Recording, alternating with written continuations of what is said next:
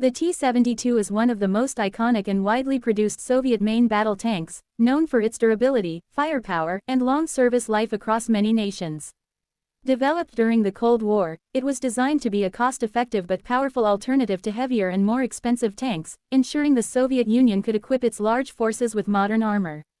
The T-72 entered service in the early 1970s and quickly became one of the most recognizable tanks in the world. It was intended to replace older models like the T-55 and T-62 while complementing the more advanced but complex T-64. Its design focused on reliability, ease of production, and effectiveness on the battlefield, which made it an export success as well. At the core of the T-72's power is its 125mm smoothbore gun, which gave it a significant edge compared to NATO tanks of its time, most of which had 105mm guns. The T-72's gun can fire a wide range of ammunition including armor-piercing fin-stabilized discarding sabot rounds, high-explosive anti-tank rounds, and high-explosive fragmentation shells.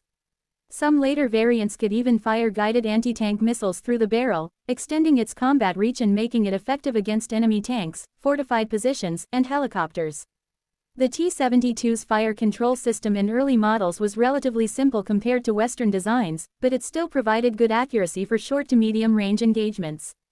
Later upgrades included laser rangefinders, night vision systems, and more advanced targeting technology to keep the tank competitive. The armor of the T-72 was a major improvement over earlier Soviet tanks. It used composite armor on the front, which combined steel and other materials to provide stronger protection against kinetic and chemical energy projectiles. In later versions, explosive reactive armor (ERA) was added, which helped defend against modern anti-tank missiles and rocket-propelled grenades.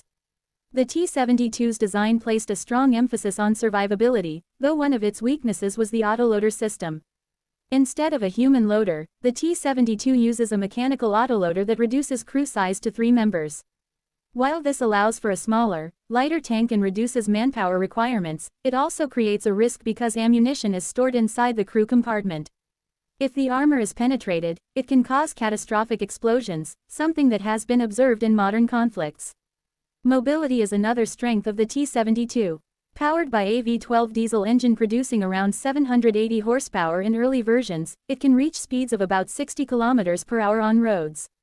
It has excellent cross-country ability, able to move across rough terrain, mud, and snow, which made it highly effective in the diverse conditions of Eastern Europe and other regions where it was deployed.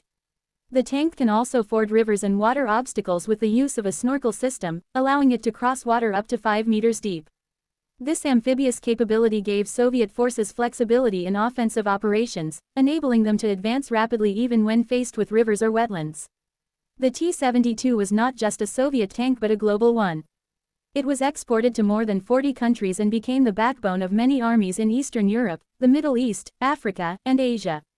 Nations such as Poland, Czechoslovakia, India, Syria, and Iraq used large numbers of T-72s. In fact, licensed production was carried out in several countries, including Poland and Czechoslovakia, ensuring the tank spread widely across the globe. India produced its own version, the T-72 Ajaya, which remains in service today. The wide export success of the T-72 meant that it played a role in countless conflicts, from the Iran-Iraq War to the Gulf War. From Afghanistan to Syria and Ukraine. Its presence on so many battlefields made it one of the most combat-tested tanks in history. In the Gulf War of 1991, Iraqi T-72s faced modern American M1 Abrams and British Challenger tanks.